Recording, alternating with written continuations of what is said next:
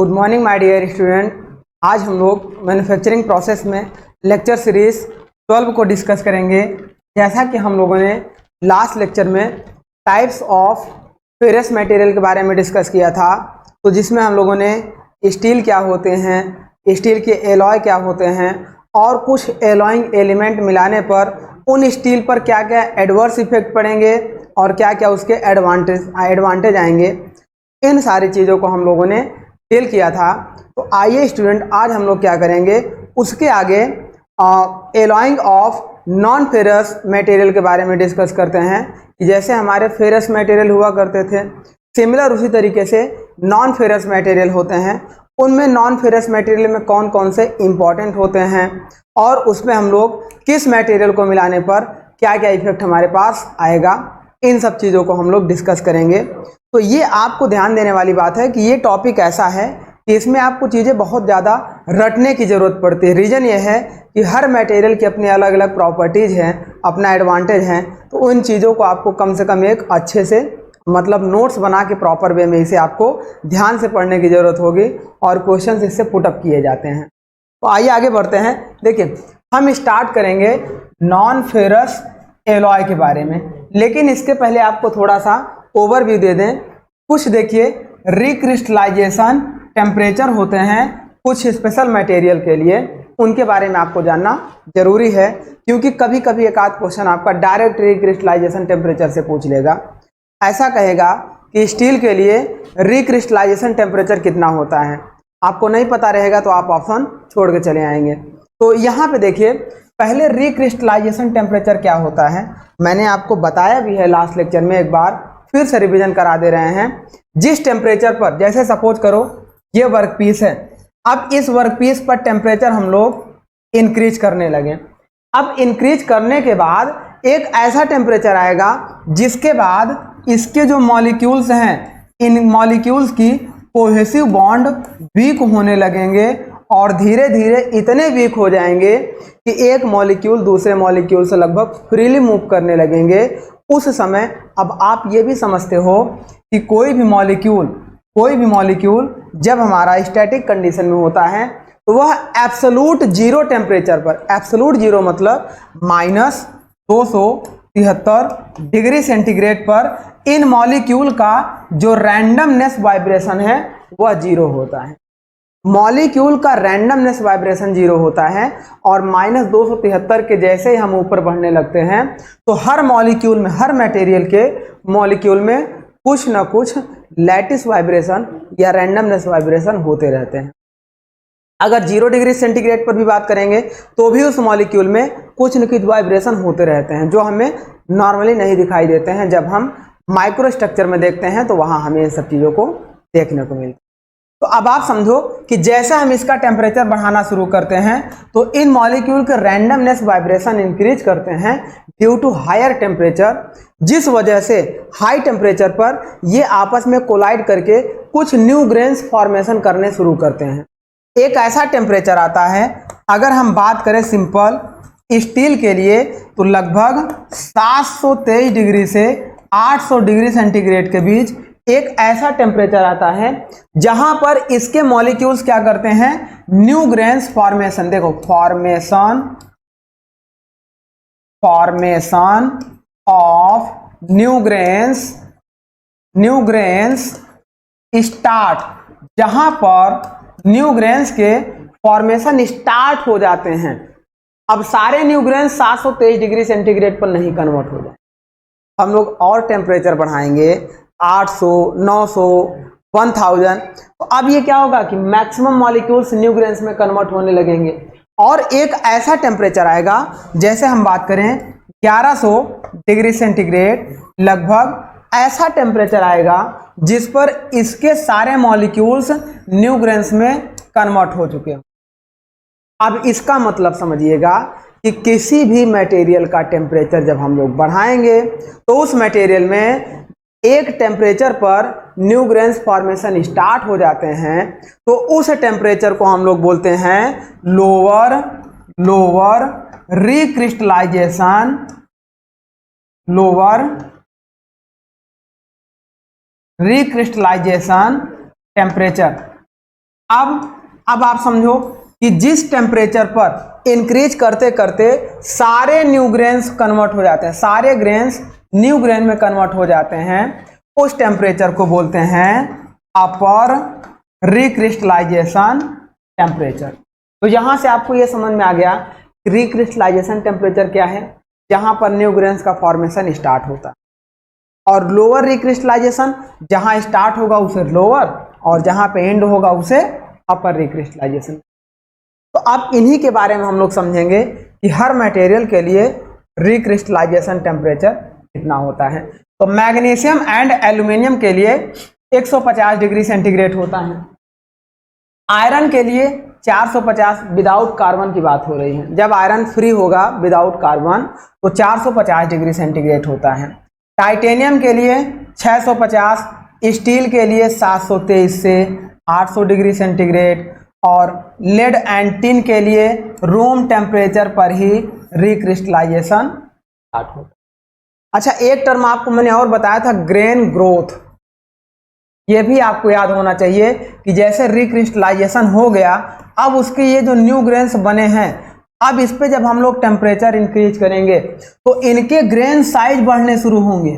अब इनके grain size बढ़ने शुरू होंगे तो मतलब मटेरियल का वॉल्यूम बढ़ेगा, मतलब इसकी स्ट्रेंथ आपकी क्या होगी, वीक होगी, घटेगी। किसी भी मटेरियल में जितनी कॉम्पैक्टनेस होगी वह उतना स्ट्रॉन्गर होगा, और जितना वह फैला होगा उसकी स्ट्रेंथ उतनी कम होगी। तो जब ग्रेन ग्रोथ होने शुरू होंगे तो इस तरीके से ग्रेन्स आपके क्या होंगे, बढ़ने लगेंगे। अब हम चाहते हैं कि ग्रेन ग्रोथ ना हो, तो उसके लिए हम लोग कुछ मटेरियल इसमें मिलाते हैं, एलॉइंग एलिमेंट, जो कि हमने प्रीवियस लेक्चर में डिस्कस किया हुआ था। आगे बढ़ते हैं। देखो, कॉपर के लिए 200 डिग्री सेंटीग्रेड होता है, निकिल के लिए 600 degree centigrade, chromium and zinc आपका रूम टेम्परेचर पर ही होता है, मॉलिब्डेनम के लिए 900 डिग्री सेंटीग्रेड। ये हमारे रिक्रिस्टलाइजेशन टेम्परेचर होते हैं।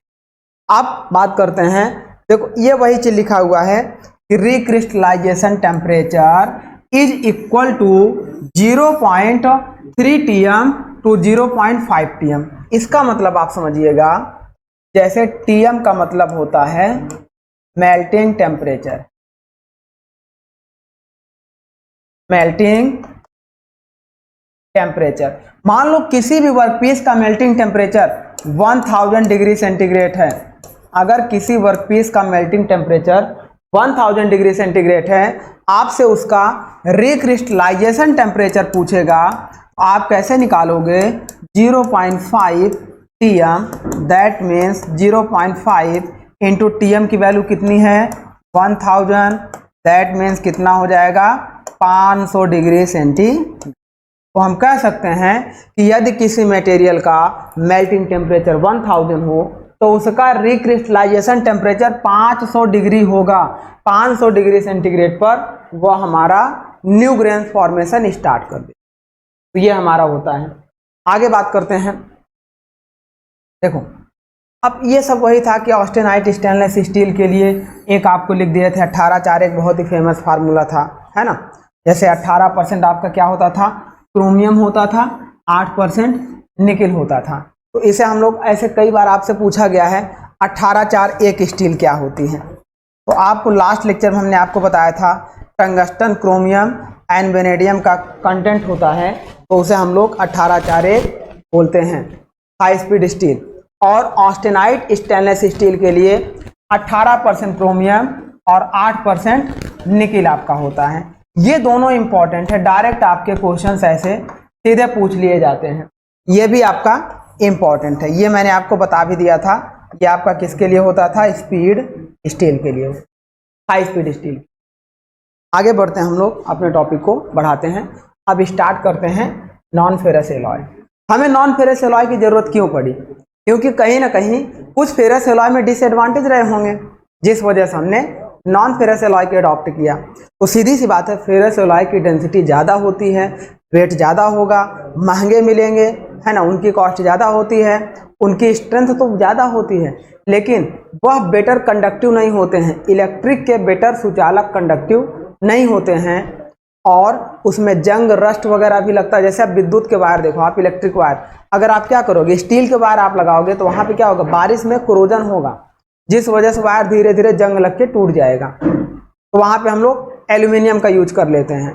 तो हमने क्या किया कि इन सब कमियों को दूर करने के लिए कुछ नॉन फेरस मटेरियल को सिलेक्ट किया और उनको एलॉय के साथ मिक्स करके यूज करना शुरू कर दिया। अब देखो जो drawback of non ferrous material है, पहला आपका क्या है, देखो रिलेटिवली हाई डेंसिटी, डेंसिटी आपकी बहुत ज़्यादा होती है तो कॉस्ट आपकी महंगी होगी। साथ में एक कंपैरेटिवली लो इलेक्ट्रिकल कंडक्टिव, जितने भी फेरस मेटल होंगे उनकी इलेक्ट्रिक कंडक्टिविटी लो होती है। आगे बात करते हैं, एन इनहर्ट सस्पेक्टिबिलिटी टू कोरोजन इन सम, मतलब वही है कि इन्वायरमेंट के कांटेक्ट में आने पर उसमें कोरोजन स्टार्ट हो जाए। कोरोजन मतलब जंग लगना। आगे देखो, इसीलिए हम क्या करते थे, many applications it is advantageous or even necessary to utilize other alloys having more suitable properties, combination of non-ferrous alloy like that आपके एल्यूमिनियम, कॉपर, निकेल, जिंक, इन सब चीज़ों को हम लोग यूज करते हैं। अब हम लोग स्टार्ट करते हैं कि जनरल नॉन फेरस एलॉय हमारे पास कौन कौन से होते हैं, या जनरल इंजीनियरिंग में हम लोग कौन कौन से नॉन फेरस एलॉय यूज करते हैं। तो देखो most commonly use non ferrous alloy is copper, aluminium, magnesium, titanium, refractory metals और कुछ मिसलेनियस एलॉय हैं। जैसे मिसलेनियस एलॉय मतलब जब हम लोग मिक्स करेंगे लेड को, देखो निकिल को, लेड को, टिन को, जर्कोनियम को, जिंक को, इस तरह से क्या करते हैं हम लोग मिक्स करके। तो ये सब हमारे कुछ इंपॉर्टेंट नॉन फेरस एलॉय हैं। अब इन्हीं पे हम लोग अपनी स्टडी कंसंट्रेट करेंगे। आगे बढ़ते हैं। जैसे बात करते हैं कास्ट एलॉय क्या होता है, थोड़ा सा आप समझ लीजिए। कास्ट एलॉय और रॉट एलॉय क्या होते हैं। भाई जहाँ कॉस्ट की बात है इसका मतलब हार्डनेबिलिटी ज़्यादा होगी, और जहाँ रॉट की बात आएगी वहाँ पे डक्टिलिटी ज़्यादा होगी। ये अगर आपको पहचान आना शुरू हो गया तो आप मेटल को अच्छे से पहचानना शुरू कर दें। अब देखो alloy that are so brittle that forming or shaping by appreciable deformation is not possible। अब जो मटेरियल आपका ब्रिटल होगा उसे किसी भी शेप में आसानी से कन्वर्ट करना कठिन होता है, टफ होता है ना, उसकी स्ट्रेंथ बहुत ज़्यादा होगी, टूट जाएगा। तो ये हमारा होता है कास्ट एलॉय, है ना, इसीलिए कहा गया है is not possible to appreciable deformation. आगे बात करते हैं ordinary are cast, these are classified as cast alloy, और प्रीवियस लेक्चर में इसके बारे में हमने आपको बता भी दिया था। रॉट, अगर रॉट है तो उसकी डक्टिलिटी ज़्यादा होगी, मतलब देखो यहाँ पे दो दैट आर एमिएबल मस्ट। देखो जब हम किसी चीज़ की मैकेनिकल प्रॉपर्टीज को इंक्रीज करते हैं तो उसमें आपकी कौन कौन सी, जैसे आपकी डक्टिलिटी इंक्रीज होती है, मशीनेबिलिटी इंक्रीज होती है, स्ट्रेंथ इंक्रीज होती है। तो उसमें अगर हम बात करें mechanical deformation are termed wrought alloy, मतलब उसकी मैकेनिकल डिफॉर्मेशन थोड़ा सा आसान हो, इजी मशीनेबल हो। सीधी सी बात है, रॉट होगा तो आपका डक्टिलिटी बढ़ेगी, इजी मशीनेबल होगा, है ना, स्ट्रेंथ बढ़ेगी। ये हमारा होता है। स्ट्रेंथ एक लिमिट तक बढ़ेगी, उसके बाद आपका क्या होगा, कम होगी, क्योंकि ब्रिटल की स्ट्रेंथ ज़्यादा होती है। देखिए नेक्स्ट बात करते हैं कॉपर एंड इट्स एलॉय। हम अपने टॉपिक की ओर बढ़ते हैं कि अब एक एक हम लोग यूनिट शुरू करेंगे। जैसे हम लोग क्या थे, कॉपर पढ़ेंगे, है ना, कॉपर का हम लोग Cu, एल्यूमिनियम Al, मैंगनीज का हम लोग Mn, टाइटेनियम का Ti, तो रिफ्रैक्टरी मटेरियल्स, इन सब चीज़ों के सिंबल भी आपको थोड़े से याद करने हैं।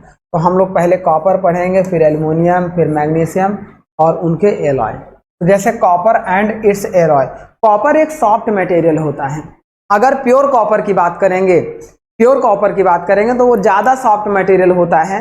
इसीलिए यहाँ पे देखो एक लाइन हमने लिखा हुआ है कि अनएलॉयड कॉपर, अगर किसी कॉपर में एलॉय को ना मिलाया जाए, किसी कॉपर में एलॉय को ना मिलाया जाए, प्योर कॉपर की बात करेंगे तो is so soft and ductile, बहुत ही ज़्यादा सॉफ्ट और डक्टाइल मटेरियल होता है। इस वजह से इसकी स्ट्रेंथ बहुत कम होती है, यह ज़्यादा फ्लोएबल होगा, है ना। That is difficult to machine, also it has an almost unlimited capacity to be cold work. Cold work में बहुत अनलिमिटेड कैपेसिटी होती है, साथ में इजी मशीनेबल नहीं होगा। जितना ज़्यादा डक्टाइल मटेरियल होगा उसे हम मशीनेबल करेंगे तो वहाँ से सरफेस स्क्रैच टाइप की, मतलब जैसे हम लोग क्या करते हैं, गीली मिट्टी को पकड़ कर खींचिए तो एक तार टाइप से निकलने लगता है, फिर टूट। रबर आप देखो, चीनी को ले लो, पेस्ट बना लो और आप खींचना शुरू करो तो पतले तार की तरह बनना शुरू हो जाता है। सिमिलर वैसा ही नेचर देता है डक्टाइल मटेरियल। अगर ज़्यादा डक्टिलिटी है तो उसको मशीनेबल करेंगे, मशीनिंग करेंगे तो वैसा ही नेचर आपको देता है। सरफेस फिनिश थोड़ी सी गड़बड़ होती है, बेटर सरफेस फिनिश नहीं अचीव कर सकते हैं। आगे बढ़ते हैं। अब देखो, हाईली रेजिस्टेंट टू कोरोजन, लेकिन सबसे अच्छी प्रॉपर्टीज आपकी होती है कॉपर की, यह बहुत ही ज़्यादा कोरोजन रेजिस्टेंट होता है, जिस वजह से कॉपर हो गया, एल्युमिनियम हो गया, इन सबको हम लोग यूज करते हैं।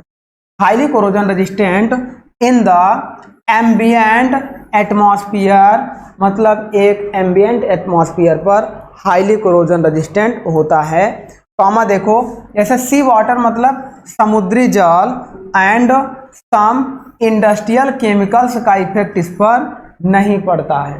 भाई सी वाटर आपका क्या होता है, नमकीन होता है, नमक की क्वांटिटी ज़्यादा होती है, तो अब उसे अगर हम किसी भी मटेरियल पर डालेंगे तो उसके कांटेक्ट में आने पर वह उस मटेरियल को कोरोड करना शुरू कर दे, तो कॉपर पे उसका इफेक्ट नहीं पड़ेगा। नेक्स्ट बात करते हैं, the mechanical and corrosion resistance properties of copper may be improved by alloying element. अब उस कॉपर में हम लोग क्या करते हैं, कॉपर में कुछ एलॉइंग एलिमेंट मिलाते हैं। एलॉइंग एलिमेंट जैसे हम लोग लेड मिला दें, टिन मिला दें, जिंक मिला दें, इन सब चीज़ों को मिलाने से उस कॉपर में मैकेनिकल प्रॉपर्टीज इम्प्रूव होती हैं, जिससे उसे हम लोग आसानी से यूज करते हैं। अब जैसे देखो, most copper alloy can not be hardened और strengthened by heat treating produces, मतलब इसका मतलब यह है जो मोर कॉमन कॉपर एलॉय हैं, कॉपर एलॉय मतलब लेड, टिन, जिंक, इनको अगर हम लोग उसमें इम्प्रूव मतलब कॉपर में मिक्स करते हैं तो मिक्स करने के बाद most copper alloy can not be hardened, वो हार्ड भी नहीं होंगे और उसकी स्ट्रेंथ इंक्रीज भी नहीं होगी जब हम लोग हीट ट्रीटमेंट प्रोसेस अप्लाई करते हैं, तो वो अपने आप को कांस्टेंट बनाए रखते हैं। साथ में देखो यहाँ पे ऐसे, जब हम लोग कोल्ड वर्किंग करेंगे, कोल्ड वर्किंग और solid solution alloying must be utilised to improve these mechanical property. लेकिन अगर उस पर हम लोग कोल्ड वर्किंग करेंगे तो उस पर कुछ मैकेनिकल प्रॉपर्टीज आपकी इम्प्रूव हो जाए। तो किसी भी कॉपर में जब एलॉइंग एलिमेंट मिलाएंगे तो उन एलॉइंग एलिमेंट में मैक्सिमम एलॉइंग एलिमेंट की ये प्रॉपर्टीज होगी कि वो हमारे अपनी स्ट्रेंथ को बनाए रखेंगे, कुछ प्रॉपर्टीज को भी कांस्टेंट रखेंगे जब हम उस पर हीट ट्रीटमेंट प्रोसेस अप्लाई करेंगे। लेकिन जब कोल्ड वर्किंग करेंगे तो वो अपनी मैकेनिकल प्रॉपर्टीज को इंक्रीज भी करते हैं, है ना। डक्टिलिटी, टफनेस वो आपको बता दिए हैं लास्ट लेक्चर। आगे बात करते हैं ब्रास की। अभी इसके एलिमेंट भी बताएंगे कौन कौन से एलिमेंट हम लोग मिलाते हैं। ब्रास की बात करते हैं तो ब्रास भी हमारा कॉपर की ही तरह होता है, कॉपर की ही तरह हमारा ब्रास भी एक मटेरियल होता है। Some of the common brasses are yellow, देखो ये कलर की बात हो रही है यहाँ पे, common wall and cartridge brass, common muntz metal and gilding metal. आगे द कंपोजिशन ऑफ प्रॉपर्टीज की आगे हम बात करेंगे। पहले इनके कलर पे अगर आपसे कभी पूछा जाएगा तो वैसे पूछा नहीं गया है। मान लो क्वेश्चन अगर आपसे पूछ लिया जाए, आप क्या करोगे कि ब्रास के कलर आपको क्या क्या दिखाई दे सकते हैं, येलो दिखाई दे सकता है, नवल दिखाई दे सकता है, आपको कार्टेज दिखाई दे सकता है, आपको मंज मेटल की तरह, अभी मंज मेटल पे भी हम लोग डिस्कस करेंगे कि इसका हम लोगों के पास क्या क्या कंसिस्टेंट मिक्सचर होता है। साथ में गिल्डिंग मेटल की तरह भी होता है, ये हमारा होता है। Some of the common uses of brass alloy include, देखो अगर हम ज्वेलरी की बात करते हैं तो ज्वेलरी में आप देखते हो एक हमारे पास ओरिजिनल होता है, ओरिजिनल होता है, जैसे हमारा गोल्ड हो गया, सिल्वर हो गया, इसकी ज्वेलरी बनती है और डायमंड भी यूज किया जाता है। लेकिन अगर गोल्ड और सिल्वर को आपस में जोड़ना हो जहाँ जहाँ ज्वाइंट्स होते हैं वहाँ की बात करें, या फिर हम क्या करते हैं लोकल गोल्ड और सिल्वर की तरह मतलब ज्वेलरी बनाना चाहें तो उस समय हम लोग क्या करते हैं, ब्रास का यूज करते हैं। तो यहाँ पे देखो सबसे ज़्यादा इंपॉर्टेंट पॉइंट याद रखना कि अगर हम किसी भी ज्वेलरी में मटेरियल को यूज करना चाहें तो हम किसका यूज करेंगे, ब्रास का यूज, है ना। साथ में जो ऑटोमोटिव रेडिएटर्स होते हैं वहाँ पर भी, जो ऑटोमोबाइल में रेडिएटर्स होते हैं कूलिंग के लिए जो जहाँ पर एयर कूलिंग हम लोगों को ज़रूरत पड़ती है ना, उनके रेडिएटर्स में हम लोग यूज करते हैं। रेडिएटर्स में फिन्स बनाने के लिए, म्यूजिकल इंस्ट्रूमेंट बनाने के लिए, इलेक्ट्रॉनिक मतलब जो भी इलेक्ट्रॉनिक डिवाइसेस होती हैं उसमें, और कुछ कॉइनिंग वगैरह में भी हम लोग यूज करते हैं। तो ये हमारे होते हैं ब्रास मटेरियल। ब्रॉन्ज की बात कर रहे हैं, ब्रॉन्ज भी हमारा क्या होता है, ब्रास की ही तरह एक मेटल होता है। The bronze are alloy of copper and several other elements including tin, aluminium, silicon and nickel. इसके पास देखो जो हम लोग इसमें क्या करते हैं समझिएगा, ब्रॉन्ज भी एक एलॉइंग एलिमेंट होता है। The bronze are alloy of copper and several other elements. Bronze भी हमारा एक कॉपर का एलॉइंग एलिमेंट है। ब्रॉन्ज में क्या होता है, देखो ब्रॉन्ज के अदर एलिमेंट्स, ब्रॉन्ज को छोड़कर कुछ अदर एलिमेंट्स भी हमारे इंक्लूड किए जाते हैं, जैसे aluminium, tin, silicon, nickel, lead और जिंक भी होता है। तो ये हमारे होते हैं। दीज एलॉइंग एलिमेंट्स आर, देखो these alloy are somewhat stronger than the brass. Brass से इसकी स्ट्रेंथ क्या होती है, ज़्यादा होती है जब हम इन सब चीज़ों को ऐड कर देते हैं। बस इन्हें ऐसे लाइन बाय लाइन थोड़ा सा समझते चलना है ना। ये याद करने वाली चीज़ें हैं, आपको इसीलिए लाइन बाय लाइन याद करवा रहे हैं, है ना। इसके बाद जब हम लोग क्या करेंगे, इनके परसेंटेज कांस्टिट्यूएंट को भी हम लोग पढ़ेंगे। तो देन आफ्टर जब हम लोग इससे रिलेटेड ऑब्जेक्टिव क्वेश्चन को सॉल्व करेंगे तो वहाँ पर और ज़्यादा बेहतर तरीके से हम लोग समझ पाएंगे कि इस पे हमारे कैसे कैसे ऑब्जेक्टिव क्वेश्चंस बनते हैं। जैसे ये टॉपिक हमारा कंप्लीट होगा तो हम लोग क्या करेंगे, प्रॉपर्टीज ऑफ मटेरियल से रिलेटेड ऑब्जेक्टिव क्वेश्चन को करेंगे और साथ में मेटल एंड नॉन मेटल से भी क्वेश्चन को हम लोग करेंगे। तो आपकी बेटर अंडरस्टैंडिंग हो जाएगी। यहाँ पे आपको थोड़ा सा जरूर बोरियत टाइप का महसूस होगा कि ये क्या चल रहा है, ये ऐसा टॉपिक है भी केवल यही, लेकिन इसको कोशिश करते हैं हम लोग तो अच्छी समझ बना के हम लोग समझ सकते हैं। तो ये हमारा हो गया। अब देखो बात कर रहे हैं, जैसे हम बात करें generally they are utilised when addition to corrosion resistant good tensile properties are required. जहां पर हमें कोरोजन रेजिस्टेंट और गुड टेंसाइल प्रॉपर्टीज, एक अच्छी टेंसाइल प्रॉपर्टी चाहिए होगी, तो वहां पे हम लोग ब्रॉन्ज को ऐड कर सकते। नेक्स्ट बात कर रहे हैं, देखो copper brass alloy. Copper brass alloy तो मतलब कॉपर ब्रास एलॉय में अगर हम बात करें, alloy of copper and zinc की बात करेंगे, they are include of following consistent. पहला आपका क्या होगा, जैसे ऑर्डिनरी ब्रास अगर होगा तो ऑर्डिनरी ब्रास में कॉपर आपका 70 to 80% होगा, जिंक 20 to 30% होगा, कॉमा देखो गोल्डन इन कलर में रहेगा और used for making cheap ornament. सस्ते गहने अगर हमें बनाने हो, जिसे हम रोल्ड गोल्ड कहते हैं, मार्केट में जो 150 रुपये 200 रुपये में हमारे ज्वेलरी अवेलेबल होते हैं, है ना, बहुत सारी चीज़ें होती हैं, जैसे नेकलेस वगैरह हो गया, रिंग हो गई, ये सारी चीज़ें जो हमारी मतलब चीप गोल्ड अवेलेबल होते हैं, इन सबको बनाने के लिए हम लोग इसका यूज कर सकते हैं। इसका कलर आपका क्या होगा, गोल्डन होगा, और इनका कंटेंट अगर पूछा जाएगा तो कॉपर आपका 70 से 70 to 80% और जिंक आपका 20 to 30। तो copper zinc based ordinary brass हो गया। नेक्स्ट बात करते हैं टच मेटल। टच मेटल आपका क्या है, कॉपर 80%, जिंक 20%। यहाँ पे देखो कॉपर आपका 70 to 80, जिंक 20 to 30 था, लेकिन यहाँ कॉपर 80 जिंक 20 हो। ये वहाँ पे 70 to 30 था, यहाँ पे 80 and 20 होगा। ये भी आपका कलर में क्या होगा, गोल्डन होगा। इसका भी यूज हम लोग क्या करते हैं, चीप ऑर्नामेंट्स यानी कि सस्ते गहने बनाने में। आगे बात करते हैं मंज मेटल। मंज मेटल में क्या होता है, कॉपर 40%, कॉपर 60% और जिंक 40%। परसेंटेज ही अगर हमें याद करना है तो हमारा सही रहेगा, यही सब पूछा जाता है। जैसे its sheet are use as converging material of ship, जो हम लोग जहाज यूज करते हैं।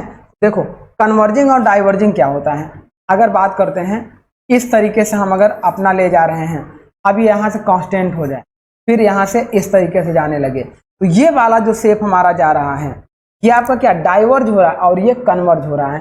तो जो हमारे शिप वगैरह में कन्वर्जिंग शेप, देखो ऊपर से ऐसे कन्वर्जिंग शेप आता है, उस शेप में कन्वर्जिंग शेप बनाने के लिए मंज मेटल का यूज करते हैं। And use for making pump parts comma bibcock valves. Boiler आपने सुना हुआ है बिपकॉक बैबकॉक बॉयलर, तो उस बिपकॉक बॉयलर में उसके वाल्व्स बनाने के लिए हम लोग करते। वाल्व आप लोग समझ रहे हैं, एक रिटर्निंग वाल्व होता है, एक नॉन रिटर्निंग वाल्व होते हैं, है ना। तो ये हमारे देखो अब एडमिटरली आपका जो ब्रास होता है ये कभी पूछा जा सकता है, इसीलिए इसको भी डाल दिए हैं। कॉपर आपका 70% रहता है, जिंक 29% और 1% आपका इसमें क्या रहता है, टिन रहता है। टिन की क्वांटिटी 1% रहती है, जिंक 29 और कॉपर आपका 70%। इस तरीके से हमारा इसका कंसिस्टेंट हो गया। इसके अगर यूज की बात करेंगे तो जैसे सी वाटर में बहुत ज़्यादा क्या होते हैं, नमक की क्वांटिटी होती है, साल्ट की क्वांटिटी बहुत ज़्यादा होती है। अब सी वाटर में अगर आपको सबमरीन वगैरह चलाने हैं, समुद्र में सबमरीन मतलब जहाज चलाने हैं, अब जहाज अगर 2-2 4-4 महीने समुद्र के अंदर पानी में रह जाएगी, तो वो जिस मटेरियल की बनी होगी वहाँ पे क्या होगा, सी वाटर उसके साथ कांटेक्ट करेगा और नमक उसे क्या करेगा, और कोरोड करना शुरू कर देगा। तो उस कोरोजन को रोकने के लिए हम लोग इन सारे मटेरियल का यूज करते हैं। तो ये क्या है, it is not affected by sea water, यह समुद्री जल से कोई भी अफेक्ट नहीं करता है।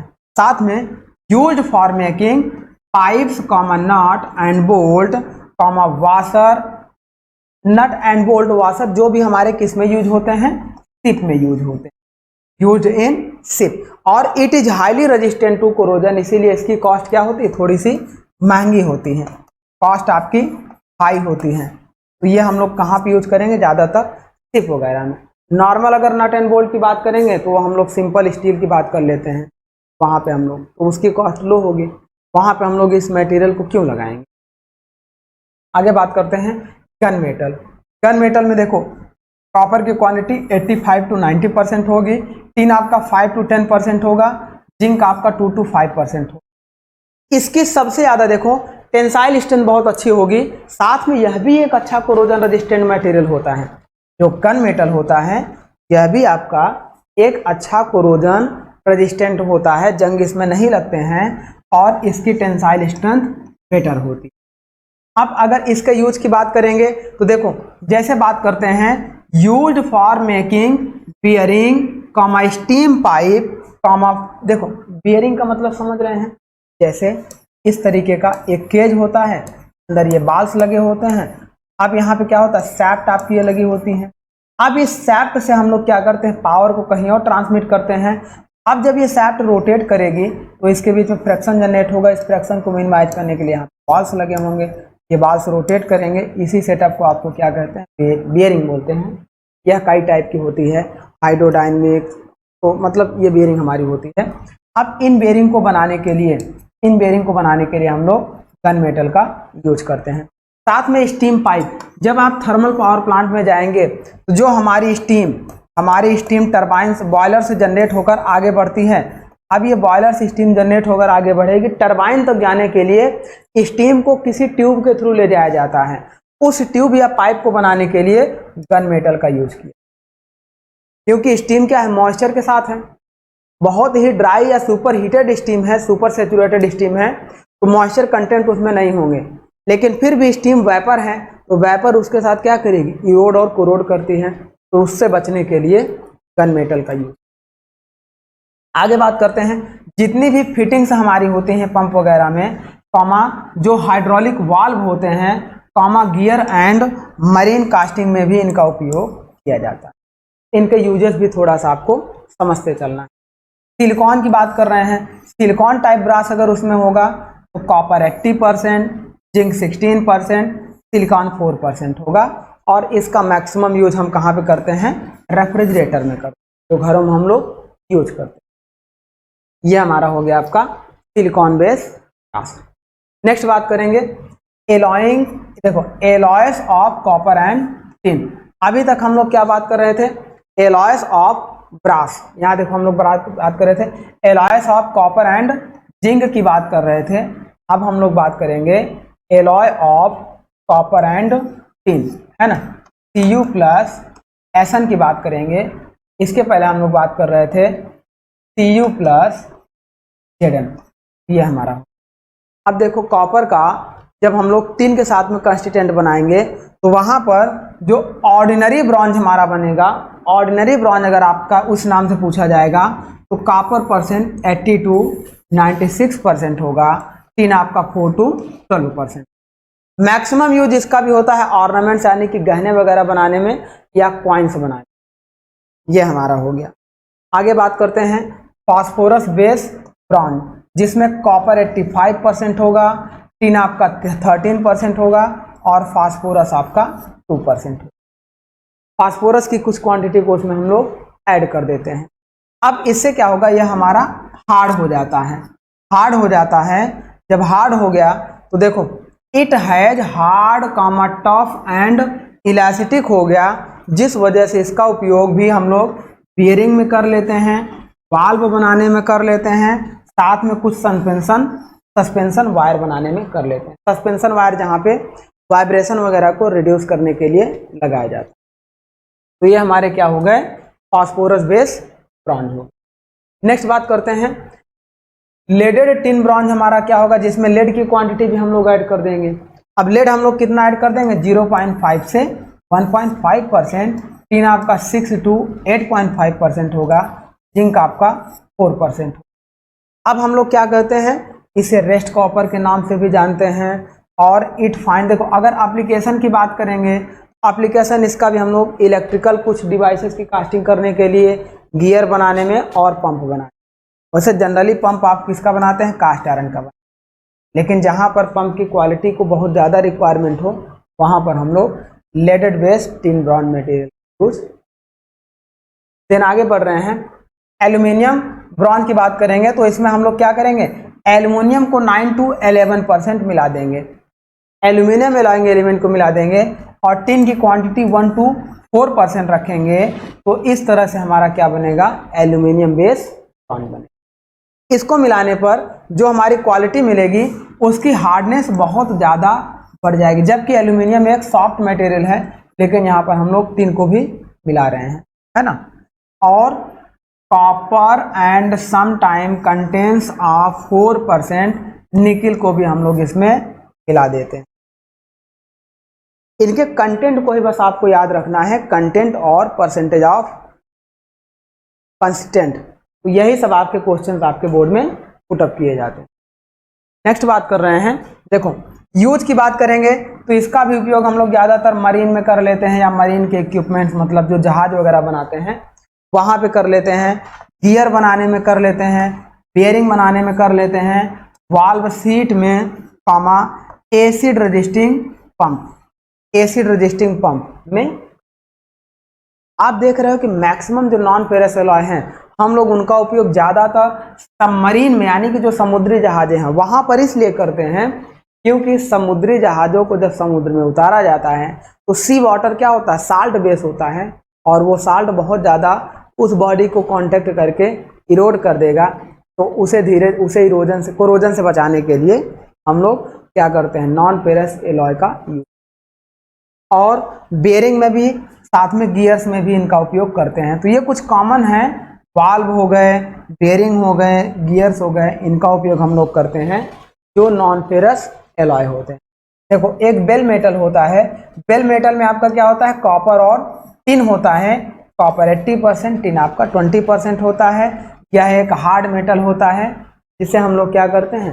बेल वगैरह, बेल मतलब जैसे टेम्पल, जिसे टेम्पल बेल बोलते हैं, मंदिर की घंटी वगैरह जो होती है, उसे बनाने के लिए हम लोग क्या करते हैं, कॉपर 80% और टिन आपका 20% लेकर बना देते हैं। तो वहाँ पर भी वह भी बहुत ज़्यादा कोरोजन रेजिस्टेंट।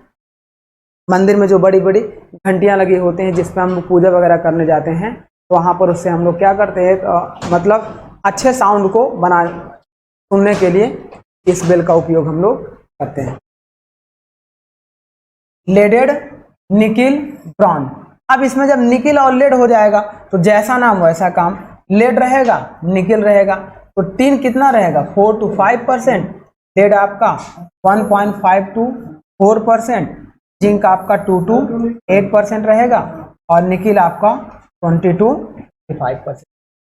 साथ में इसे हम लोग रेस्ट कॉपर कहेंगे। इसका उपयोग भी ज़्यादातर मरीन कास्टिंग में करते हैं, हार्डवेयर वॉल में करते हैं और डेयरी इक्विपमेंट्स, जो डेयरी प्रोडक्ट हमारे होते हैं वहाँ पर हम लोग इसका उपयोग। नेक्स्ट बात करते हैं मोनल मेटल।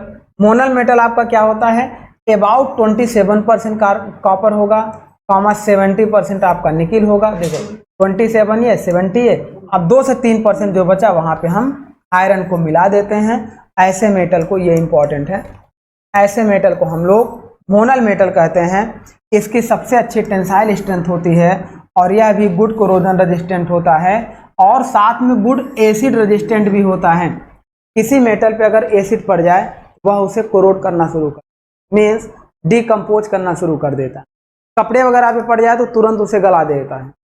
उस एसिड रेजिस्टेंट को बनाने के लिए हम लोग मोनल मेटल का अब बात कर रहे हैं। It can be converted into sheet and wires, it is easy to casted. इसे आसानी से हम लोग ढलाई कर सकते हैं और पतली चादरों और वायर में कन्वर्ट कर सकते हैं। ये हमारा इसका एप्लीकेशन होता है और मैक्सिमम यूज हम लोग कहाँ पे करते हैं, वही वाल्व बनाने में, पंप बनाने में और मतलब कुछ फूड एंड टेक्सटाइल इंडस्ट्रीज में इसका उपयोग करते हैं। तो आप देखो कि कुछ एप्लीकेशन इसके कॉमन मिलते चले जा रहे हैं। क्यों? क्योंकि ये हमारे क्या है, नॉन फेरस एलॉय हैं, लगभग सबकी सेम प्रॉपर्टीज होती हैं। जर्मन सिल्वर, जर्मन सिल्वर भी आपका वेरी वेरी इंपॉर्टेंट है, पूछा गया क्वेश्चन है। बस इसका कंपोनेंट पूछा जाता है क्या क्या कितना परसेंट होता है। तो जर्मन सिल्वर में कॉपर आपका 25 to 50% होता है, जिंक 24 to 55%, निकिल आपका 10 to 35% होगा। तो कॉपर जिंक और निकिल के, कॉपर जिंक और निकिल के मिश्रण से जो भी मटेरियल बनता है उसे हम लोग जर्मन सिल्वर, परसेंटेज भी याद रखना है। अब देखो जब इन तीनों मेटल्स बनेगा तो ये हमारा क्या होता है, very good tensile strength and corrosion resistant यह भी देता है। और साथ में इसका उपयोग जहां पर देखो जो resistance wire and tension wire हमारे बनाने होते हैं वहां पर कर लेते हैं। रेजिस्टेंस वायर मतलब जैसे हाई टेंशन वायर हम लोग देख रहे हैं, एसटी लाइंस, एसटी वायर, जो भी हमारी 11,000 केबी या 33,000 केबी की सप्लाई आती है, उस पर जो वायर यूज किए जाते हैं हम लोग जर्मन सिल्वर का। इसका मेन रीजन ये होता है कि देखो सबसे पहले बिजली में बहुत सारे, बिजली के वायर में एक तो नेचुरल एटमॉस्फेयर कांटेक्ट होता है जिस वजह से वहाँ पे कोरोजन होता रहता है। साथ में कोरोना डिफेक्ट भी उसमें होता है। कोरोना, ये जो कोविड महामारी है, इसकी ये डिफेक्ट नहीं होता है। कोरोना डिफेक्ट ये होता है कि जब कोई वायर में ये करंट हमारी इधर से नेगेटिव से इधर फ्लो कर रही है तो ये जो एयर यहाँ पे होती है, इसके वायर के कांटेक्ट में एयर होती है, ये करंट इस एयर के कांटेक्ट में आती है और इसको आयोनाइज करके हीटअप कर देती है, जिस वजह से कुछ लॉस, इलेक्ट्रिक का कुछ लॉस इस एयर को आयोनाइज करने में चला जाता है। तो अब यहाँ पे इस वजह से जो लॉस होते हैं उसे बोलते हैं कोरोना इफेक्ट। और इस वजह से जब आप देखो हाई टेंशन लाइन तार के नीचे जब आप खड़े हो तो आपको चट चट चट की आवाज़ लगातार सुनाई देती रहती है। वह किस वजह से होती है, कोरोना इफेक्ट के, लगातार गैसेस आपकी आयोनाइज होती है। तो उस वजह से भी ये वायर आपका सेफ रहना चाहिए, तो जिस वजह से हम लोग क्या करते हैं, जर्मन सिल्वर आगे बात कर रहे हैं। देखो अब देखो कुछ आपके, और इधर पहले चलते हैं, मोनल मेटल देख लेते हैं, यह भी एक इंपॉर्टेंट मेटल है। मोनल मेटल, मोनल मेटल में आपका क्या होता है, निकिल 66%, यहाँ पे देखो कार्बन लगभग 0.12% होगा और आयरन भी 1.35% होगा, कॉमा देखो sulphur and manganese, sulphur manganese and copper भी कुछ स्मॉल क्वांटिटीज में मिलाते हैं। तो जो मोनल मेटल आपका होगा उसमें nickel, carbon, iron, sulphur, manganese and copper होता है। सबसे ज़्यादा परसेंटेज आपका कॉपर होगा, मैग्नीज आपका कितना होगा 0.9% होगा, सल्फर बहुत कम होता है, सल्फर भी हार्डनेस को इंक्रीज, जहाँ पे सल्फर यूज करेंगे वहाँ मेटल की हार्डनेस को बढ़ाएगा। तो ये हमारा होता है, it is used in pump, comma steam condenser, comma ship and propellers. ये हमारे देखो, ये नाइक्रोम एक मटेरियल होता है, nickel 66 to 78, silicon 1.22 1.4%, iron 0.5%, chromium 20%, manganese 0.2 से 2% और कार्बन भी स्मॉल क्वांटिटी में होगा, लगभग 1% कार्बन होता है तो हार्डनेस बढ़ती है। इसका उपयोग कहाँ करते हैं, electrical heating element and electrical resisting material में कर लेते हैं।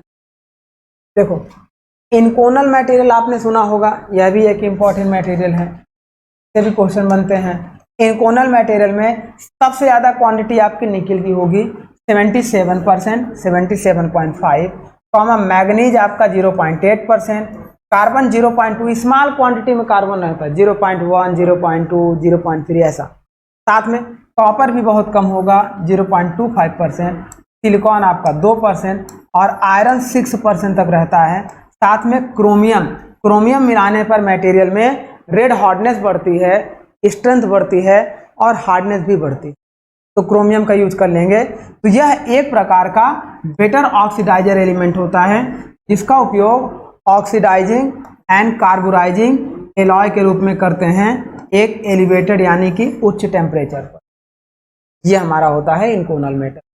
बियरिंग मेटल क्या होते हैं, जैसे बैबिट मेटल में भी लेड बेस्ड और टिन बेस्ड आर कॉल्ड बैबिट। इसके कंपोनेंट की बात करेंगे तो लेड बेस्ड बियरिंग मेटल या बैबिट मेटल होंगे वो हमारे क्या होंगे 75% लेड है ना, एसबी मतलब एंटीमनी, कॉमा टिन आपका 10%, एंटीमनी 15%, टिन आपका 10%, लेड आपका 75%।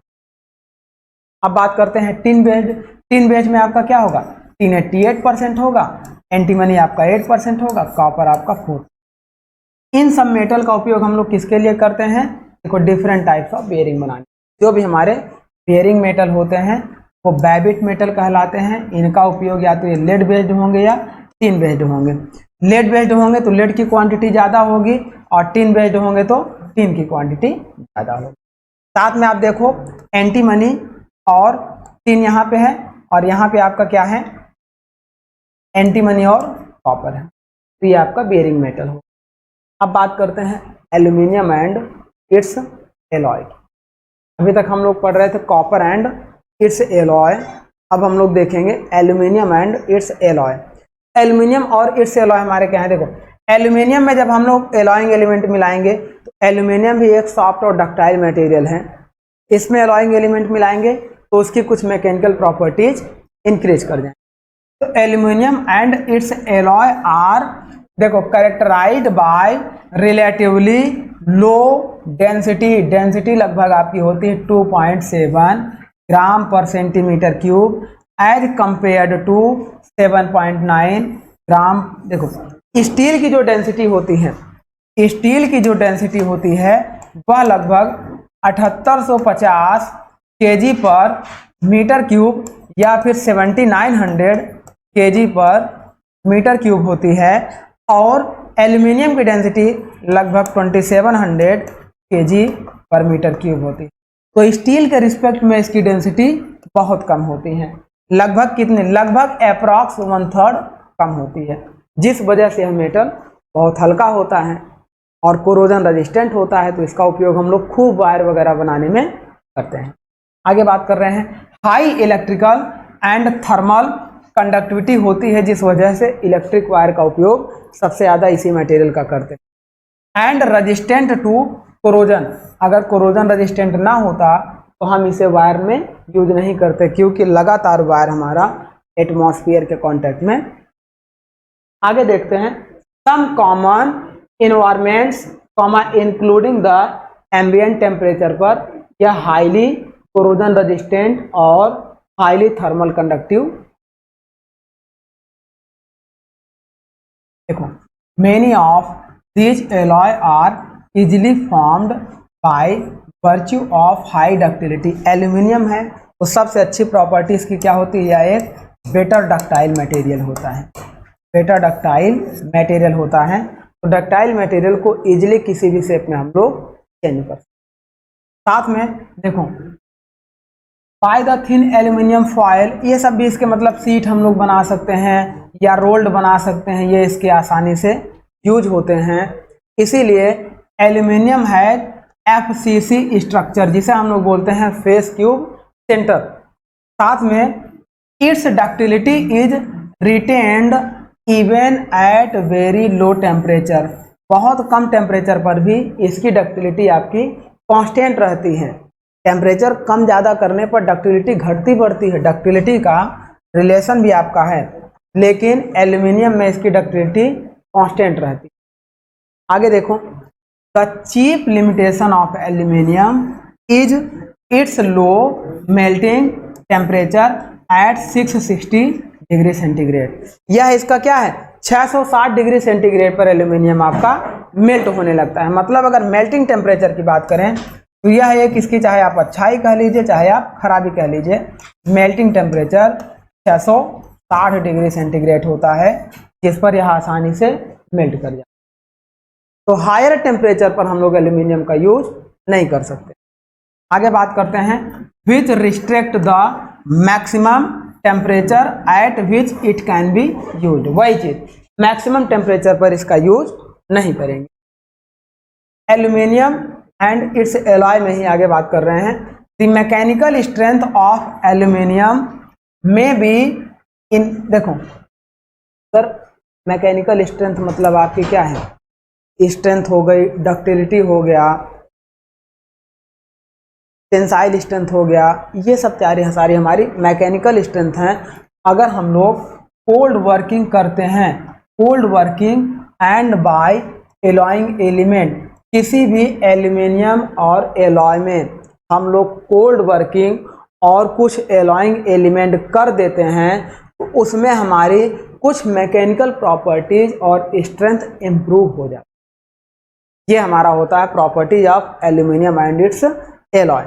साथ में ये हमारे एक अच्छे रेजिस्टेंस ऑफ कोरोजन होते हैं, मतलब कोरोजन रेजिस्टेंट होते हैं, ये तो हमने बताया ही है। Principal alloying element of aluminium जैसे क्या होता है, copper, magnesium, silicon and manganese, zinc. ये हमारे जो एल्यूमिनियम में मिलाने वाले एलॉइंग एलिमेंट हैं, copper, magnesium, silicon, manganese and zinc. देखो, परहैप्स मतलब कह सकते हैं शायद, the most outstanding characteristic of magnesium is its density 1.7 gram per centimetre. हम लोग टॉपिक स्टार्ट कर रहे हैं मैग्नीशियम एंड इट्स एलॉय की। तो जिसमें अगर मैग्नीशियम की बात करेंगे तो मैग्नीशियम की डेंसिटी लगभग कितनी होती है, 700 kg पर मीटर क्यूब, या इसको हम बात कर सकते हैं 1.7 ग्राम पर सेंटीमीटर क्यूब। अब डेंसिटी कम होने की वजह से इसका वेट भी कम होगा, तो आसानी से इजी कन्वीनियंट होगा, यह एक इसकी अच्छी प्रॉपर्टीज होगी।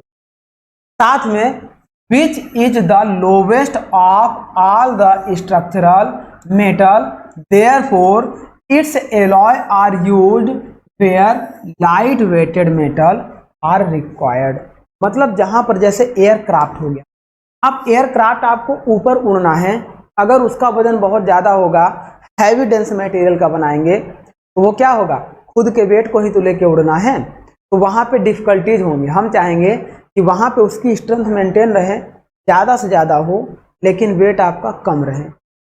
तो इस तरीके से हम लोग उस एयरक्राफ्ट को बनाने के लिए हमारी रिक्वायर्ड है कि कम डेंसिटी वाले मटेरियल का यूज करें, और मैग्नीशियम ऐसा हमारा मटेरियल है जिसकी डेंसिटी लगभग 1.7 यानी कि सभी मेटल या नॉन मेटल में लगभग सबसे कम होती है। आगे बात करते हैं। देखो, magnesium has HCP structure. HCP मतलब हेक्सागोनल क्लोज पैक स्ट्रक्चर आपका होता है। अब इसमें क्या होता है, रिलेटिवली इट सॉफ्ट होता है, it has low elastic modulus of, देखो मॉडुलस कितना होता है, यंग मॉडुलस ऑफ इलास्टिसिटी, जो कैपिटल ई की बात हो रही है, वो आपका 45 गीगा पास्कल होता है, मतलब 6.5 इंटू 10⁶ PSI। PSI मीन्स क्या होता है, पर स्क्वायर इंच। यह एक FPS यूनिट होती है, फुट पाउंड सेकेंड। जैसे हम लोग CGS यूनिट पढ़ते हैं, SI यूनिट पढ़ते हैं, तो उसी तरीके से FPS।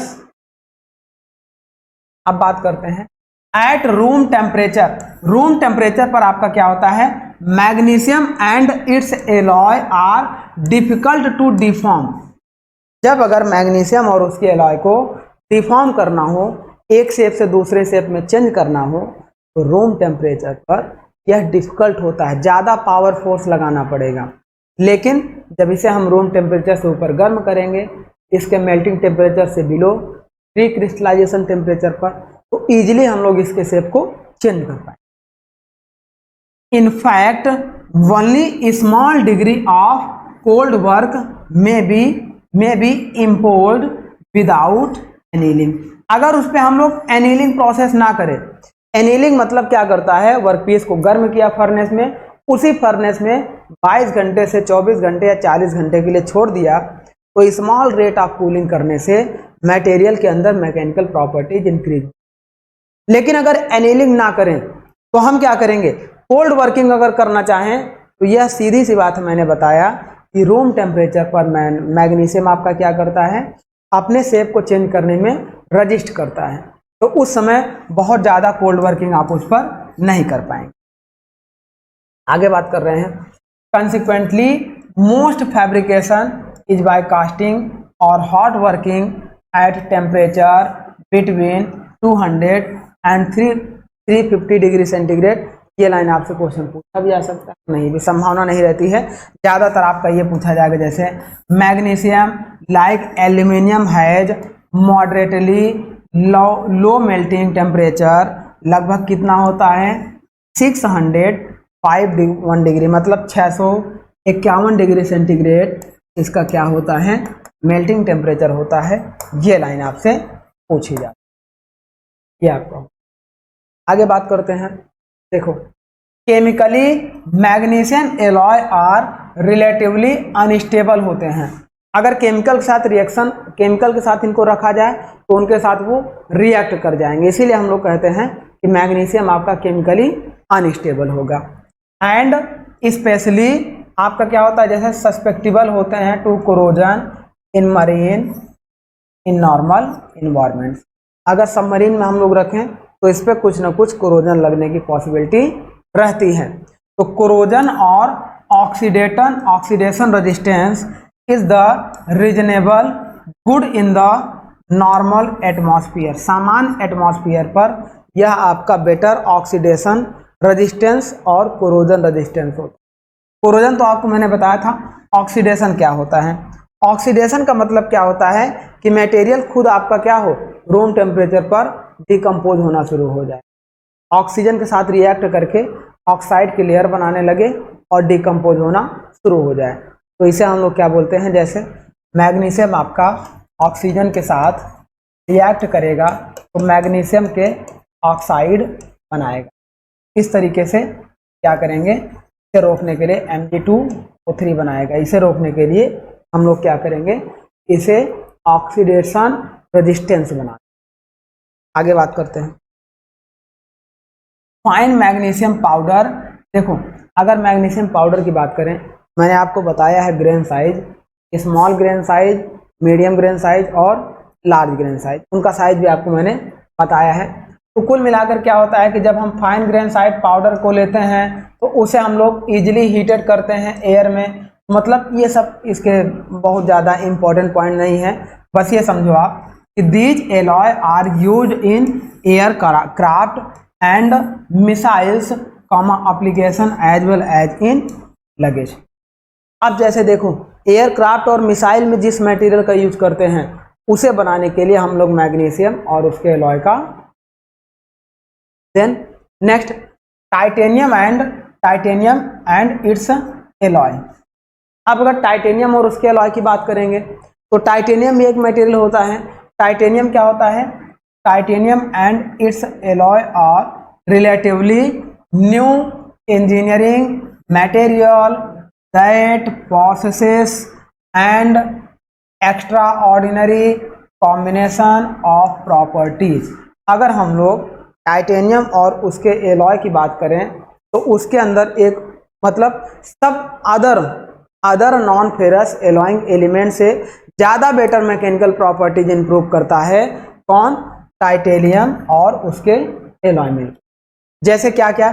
जैसे यहाँ पे देखो द प्योर टाइटेनियम मेटल, अगर प्योर मेटल की बात करेंगे, has a relatively low density कितनी होगी? 4.5 ग्राम पर सेंटीमीटर क्यूब, ए हाई मेल्टिंग पॉइंट लगभग 1668 डिग्री सेंटीग्रेड। स्टील से भी ज़्यादा इसके अंदर मेल्टिंग पॉइंट होता है, इसीलिए इसे स्पेशल बोला गया है।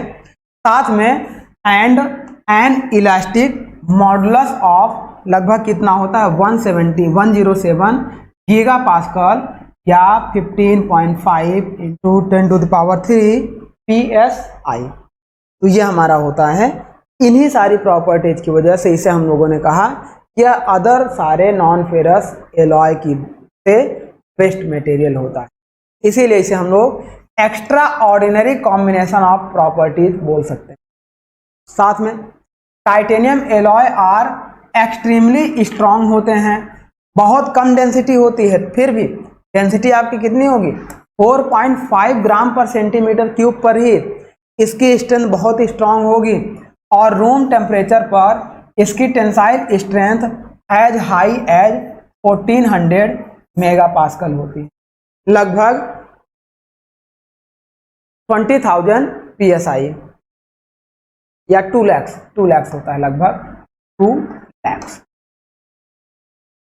आर देखो यील्डिंग की बात करेंगे तो यील्डिंग स्ट्रेंथ भी आपकी ठीक अच्छी होती है, अदर मटेरियल के रिस्पेक्ट में स्ट्रेंथ भी इसकी बहुत ज़्यादा होती है। इन सब की डिस्कशन इसलिए कर रहे हैं क्योंकि जब हम डेंसिटी के रिस्पेक्ट में देखेंगे तो हम ये जानते हैं कि अगर मटेरियल की डेंसिटी इंक्रीज करती है तो उसकी स्ट्रेंथ भी आपकी क्या होती है? इंक्रीज करती है। लेकिन यहाँ ये इसके एडवर्स इफेक्ट देता है। लो डेंसिटी पर ये हमारा high strength, high tensile strength सब देता है। ये हो गया हमारा। अब बात कर रहे हैं कि जैसे the major limitation of titanium is its chemical reactively with other material at elevated temperature.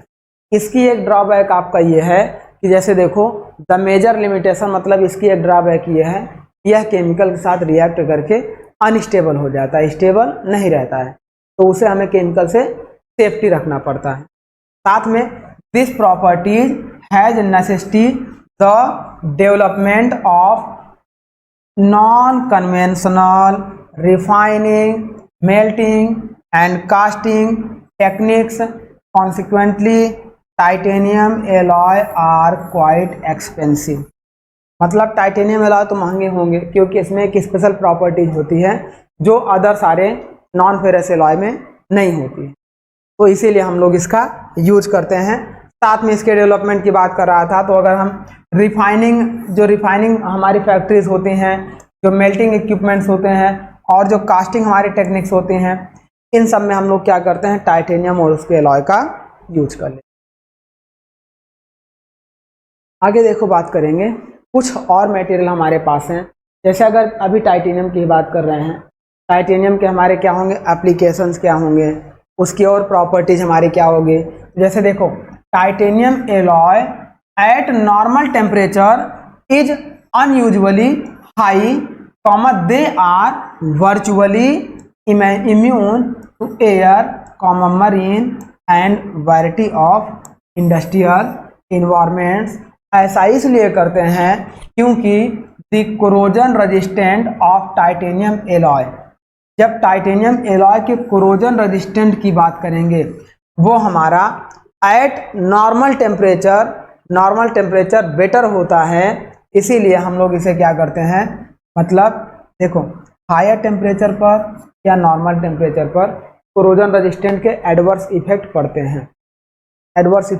हैं, तो ये सब इसकी कुछ प्रॉपर्टीज हैं जिस वजह से इसका उपयोग हम लोग करते हैं। साथ में जैसे they are commonly utilize in aeroplane, airplane में हम लोग इसका यूज करते हैं और एयरप्लेन के स्ट्रक्चर बनाने में हम लोग करते हैं, स्पेस शिप या स्पेस व्हीकल्स बनाने में करते हैं, सर्जिकल इक्विपमेंट्स बनाने में करते हैं, है ना। तो इस तरीके से हम लोग, या पेट्रोलियम एंड केमिकल इंडस्ट्रीज में भी हम लोग टाइटेनियम और उसके एलॉय का यूज, ये हमारा हो गया। अब देखो जैसे रिफैक्ट्री मेटल हमारे क्या होते हैं, जो अपनी स्ट्रेंथ को रिकवर कर लें, हम लोग हाई टेम्परेचर ले जाएं वह अपने स्ट्रेंथ को रिकवर कर लें, तो इस तरीके के मेटल को हम लोग रिफैक्ट्री मेटल कहते हैं। ये थोड़ा सा 5-7 मिनट का और हमारा कंटेंट है, इसको हम लोग यहीं पे कंप्लीट कर लेते हैं। देन आफ्टर हम लोग क्या करेंगे, इससे रिलेटेड जब ऑब्जेक्टिव करेंगे तो आपको इसकी और ज़्यादा इंटरेस्ट और बेटर अंडरस्टैंडिंग आएगी, क्योंकि सारी प्रॉपर्टीज को एक साथ हम लोग समझ पाना थोड़ा सा कठिन होता है। एक बार यहाँ पे हम लोग पढ़ेंगे और फिर हम लोग ऑब्जेक्टिव में पढ़ेंगे तो हमारे लिए और ज़्यादा ईजी हो जाएगा। तो यहीं पे देखो, metals that have extremely high melting temperature, ऐसे मेटल जिसका मेल्टिंग टेम्परेचर बहुत ज़्यादा होता है, are classified as the refractory metal.